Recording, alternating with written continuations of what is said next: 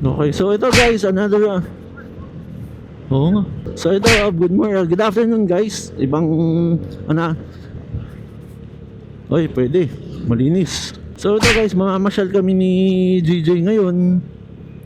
Nasa, yung dapat magpapalamig lang kami, naging pasyal, pasyal malayo. Ba't wala ka kasing box? Ang liit naman ng box mo pa. Napakaliit naman ng box mo eh. O saan mo ngayon lalagay yung prutas? Wala naman yung compartment mo halos. Mamaya doon, baka gusto mo rin magawin ng lobster. Nakasignal ka ulit. Ang kulit na, nag-iikot ako, may nakita ko mga nagbebenta ng lobster. Ngayon ka nga na pala ulit, ngayon na pala tayo babalik, no? Putya, magugulat ka kung gaano nakaganda. Yan, dito ako banda tumigil noon. Diyan ako nag-start nag-vlog. Yan, diyan ako nag-start. Yan, yun mismo. Yan tulay. Nandyan ako noon. Oo, kaya ako dyan nag-start kasi parang maganda yung intro. Ayoko nyan. Dito okay din na kainan. Nasa ba? Dire-diretso pang konti. Yan, itong Black 8. Yan, nasa kanan mo ngayon. Yan, complimentary yung kape. Oo, so kakain ka lang. Kung okay naman, masarap naman yung brewed coffee nila. Yan, di mo nakakaawa yung mga stray na yun. Isang araw, masagasaan yan. Di bali kung patay eh. Yung mangyari, yung mapaparalyze. Yan, calderets saka papaitan. Yan ito guys, like nung last time na nandito tayo, di ba? Ito yung si GJ ma-appreciate din ngayon. Puro green lahat. Yan, so yan, puro green na lahat. Naalala mo na huli tayo pumunta dito, kalbo-kalbo pa. Madilim, mapagka brownish yellow. Ngayon ang lamig. So ito guys, kakaiba kasi tayo ngayon, pumunta dito is mid-afternoon na talaga, 2:30 na. Di ba? Iba yung lamig, naka-short kasi ako ay mas malamig. Pero iba yung lamig, no? Kasi nga, malayo, pag malayo ka talaga sa modern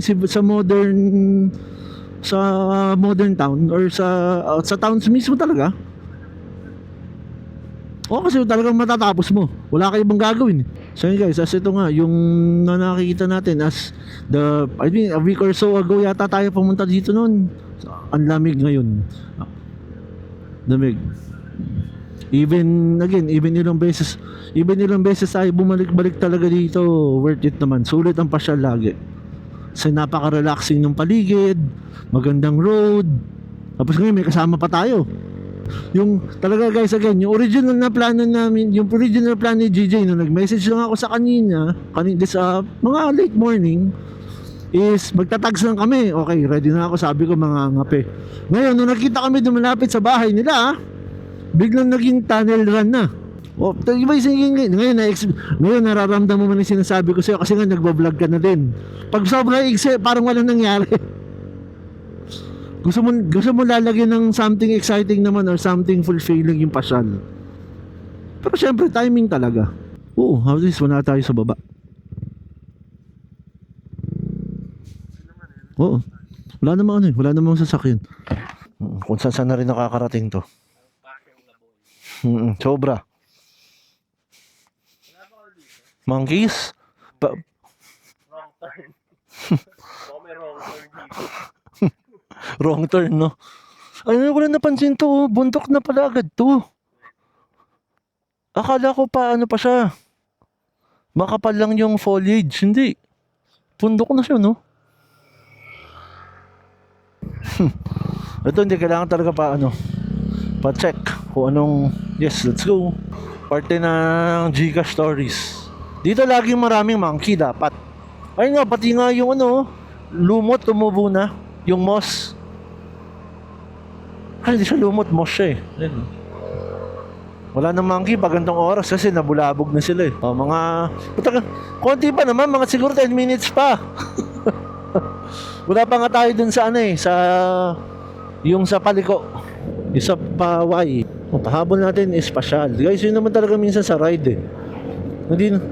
Hindi naman dapat lahat ng ride is MotoGP. Swerte lang din namin kasi may mga malalapit din kaming places na ganito na pasyalan. I mean yung mag-spend lang kami ng at least 30 minutes, makakarating kami sa foot ng pasyalan ng mga ganitong twisties and nature. Ayan, nandyan pala sila. Ayan guys, nandyan pa rin yung yan pa rin yung may mga monkeys pa rin pala. Kahit pa paano. Ayun, meron pa rin, oh. Okay, kasi territorial yan. Territory nila to eh. Ayun, lamig. Iba yung lamig na naman. Ito guys, again, balik tayo sa kwento natin dito sa ano. Isa sa pinaka masaya talagang magagawa dito aside from nature tripping, may monkeys pa rin. Ayun pa ulit is yung saya ng twisties. Talagang ano to eh, all in one. May maganda ka ng pasyal, good climate, good view, tapos meron pang good experience with twists and turns. Ako nga rin, ina-anticipate ko na nga rin, GJ, yung kung kailan talaga mapaplat yung schedule natin ng Baguio. Kasi magre-ready rin ako eh. O, parang lobster, ito na nga yata yung umpisa ng lobsters eh. O, sabi sa'yo. Sabi sa'yo, lobster eh. Dito kayo, may monkeys guys. Wala naman tayo nakikitang movement. Pero pag may bumaging dyan na parang napakalaki, takbo na. Takbo na.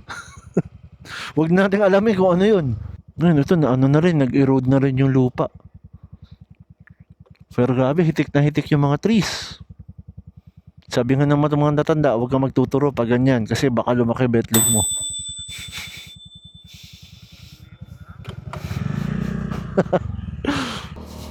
Oo, meron. Ang ganda ng ano nito, oh.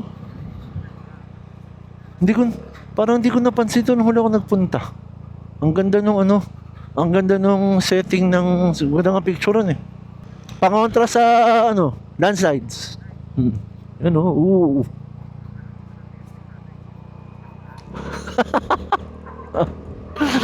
Tango na pinapanood mo ah.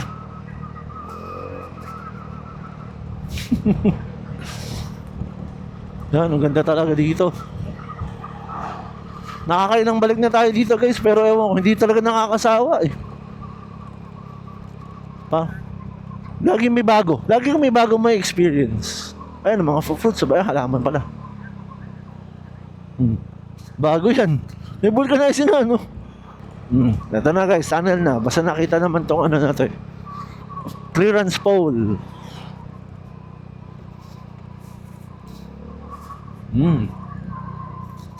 Hey guys, ito na ang tunnel.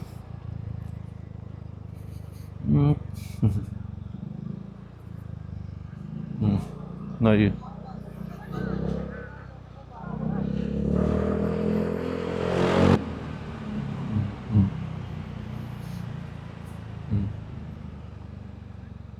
Mas maganda nga dito sa side na to eh. Nandito sa kabila. Lagi mas sikat kasi syempre yung tigil ng kabila dahil unang dating yun eh. Talagang marami mga tao yun dun, gusto talaga titigil. Ito, nandito na tayo guys. Sa Kibyang Tunnel.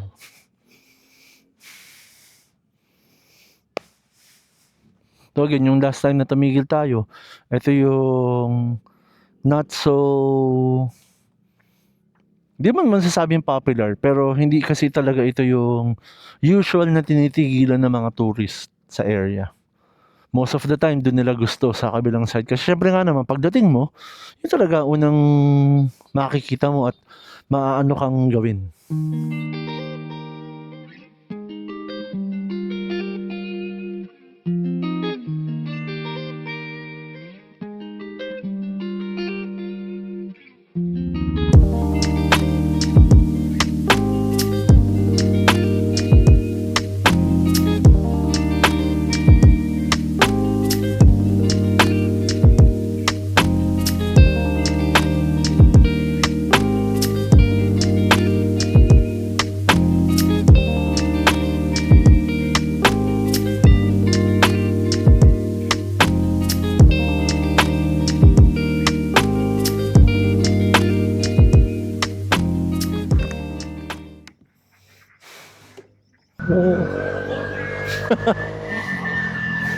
So, dinaanan natin si GJ para sa POV niya.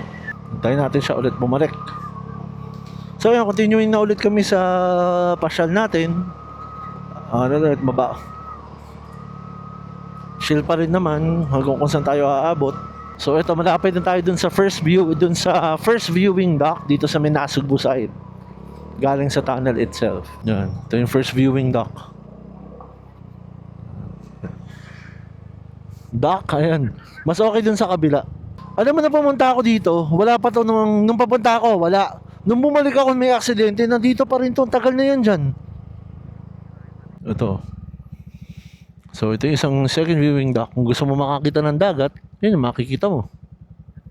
Dyan. Ito, mas dito na maganda tumigil kasi kita mo kaagad. Mas malapit ka sa dagat. Mas tanaw mo siya. Ito, maraming jackpot dito. Kasi nga, maraming baka.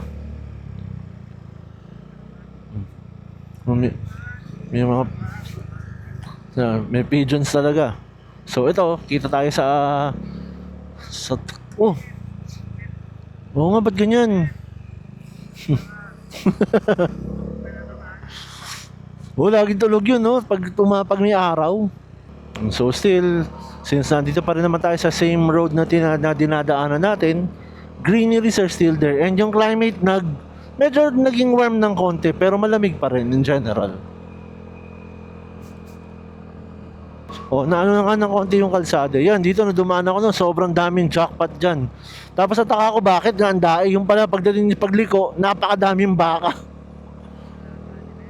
Oo, ang daming baka dyan. Dito pa lang daing baka na.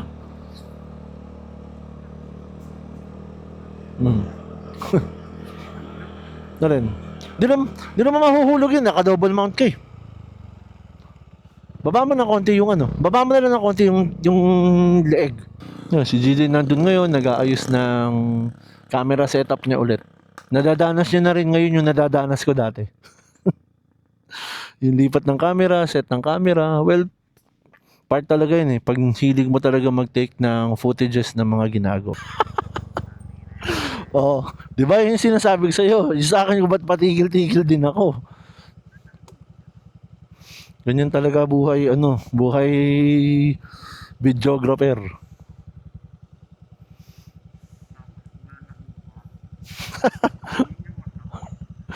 Corrupted file ang pinakamasakit. Yung pagtingin mo, wala, corrupted file.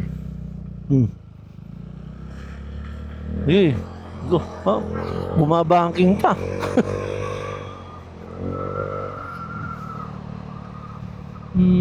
So guys, paano na kami? Pabalik. Sabi ni natin, ni Tropang GJ, wag na tayo pumabot daw ng hanggang Pico del Oro side. Gusto niya lang talaga makita ang caving at ang dagat. Boring na raw doon. Mas maraming twisty sa kabila.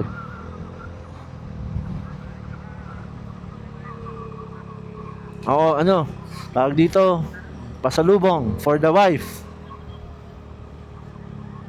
Ayan BBL, Batangas Basketball League. Yung mga ligang di natatapos.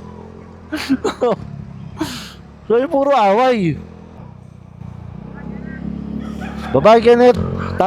Tago mo yung beto-beto mo. Yan din ang first line of support mo mga lokal. Pag may hinanap ka, na-flatan, nasiraan, makiki-CR, steering column, baka steering column o basta pwede. Pero mabuti na nga lang ganyan yung accident, yung walang nabangga o walang nadaganan. Oo. Napakadelikado nun. Buti nga ganyan lang yung nangyari.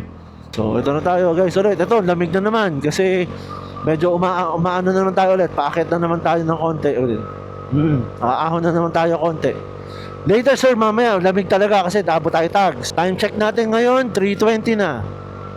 So, mga na rin tayo, 40 minutes sa biyahe. Mga 50 minutes na pala. Dito na again si tunnel.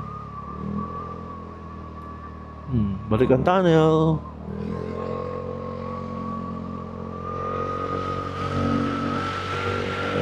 Ayun, meron daming ilaw. May reasoning sila dyan.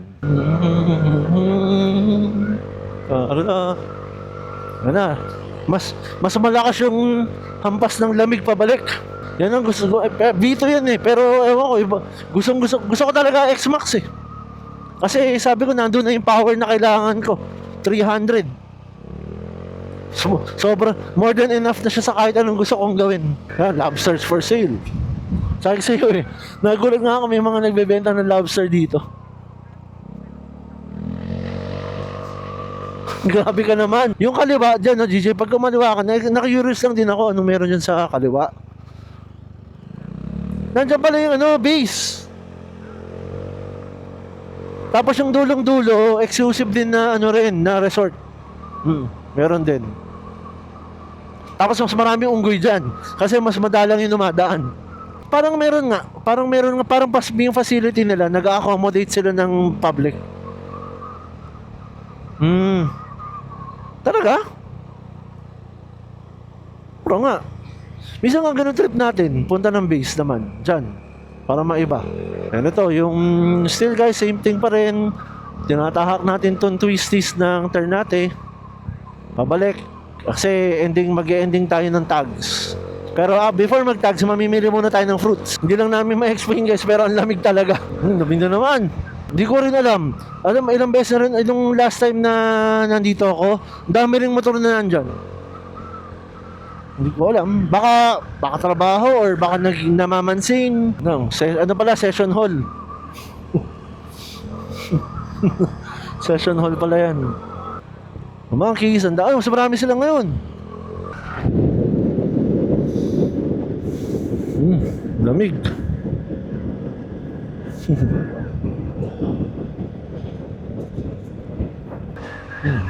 Iba talaga lamig ng nature eh. Pag siya ang nagbigay ng lamig, hindi mo ma-explain.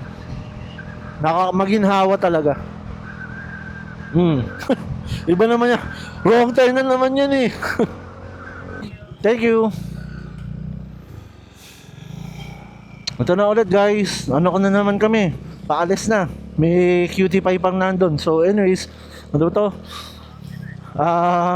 Kumain lang kami ni GJ Quick Stop. Hindi nyo napigilan nung nakita namin doon, which is masarap naman talaga kasi. Ako nga medyo ang dami ko pa nakain eh. Kumain din ako ng yung malalaking Penoy. Tama to. Yes, ayun lalim.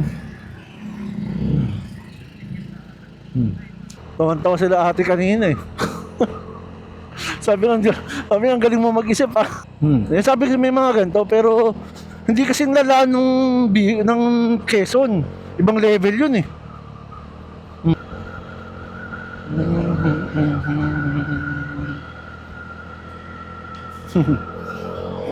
Nagtitrip yung baka. Si Whitey. May ganun ako kakilala eh. Yung mga pangalan ng aso niya hindi nagmamatch. Sementeryo pala to. School bus. Tsaka sipin mo pag hindi ako sasabay eh. Kasi pakiramdam ko na nababastos ako eh. May itlog yung itlog mo dikit mo sa puwet ng isa, tapos yung itlog ng isa dikit sa'yo. Diba? Kaya lumalakas ang pagkakaibigan. Tapos pauwi palit naman. Ikaw naman sa harap. Bakit? Maghapon na itlog mo sa likod ko eh. Palit. Swap seats. Ang ganda. Pwede talaga. Marunong. Yun ang mga fuckboy na marunong mag-set up. Hindi OA, clean lang. Sakto lang. Buti na kasama yung weather. Parang lang. Joke lang. Basahin ko lang kayo. Pero joke lang. Ngayon guys, dito na kami. Coffee moto muna.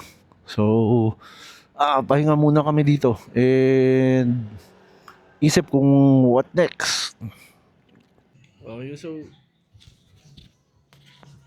yun guys, nandito kami ngayon ni GJ sa Scooteria.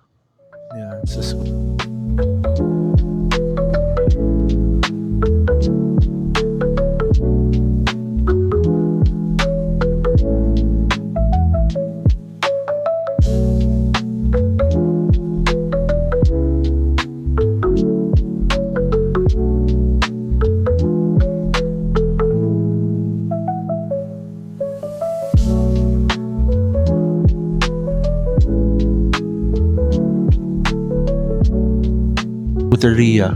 Sabi ko sa kanya kasi okay naman dito. So, ito, mangangapi lang kami rather than sa typical na mga tigilan namin. Sabi ko, try mo naman dito para maiba naman.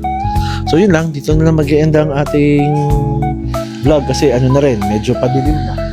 So, if umabot kayo dito, thank you again sa panonood, and as always, another day, another one. Peace.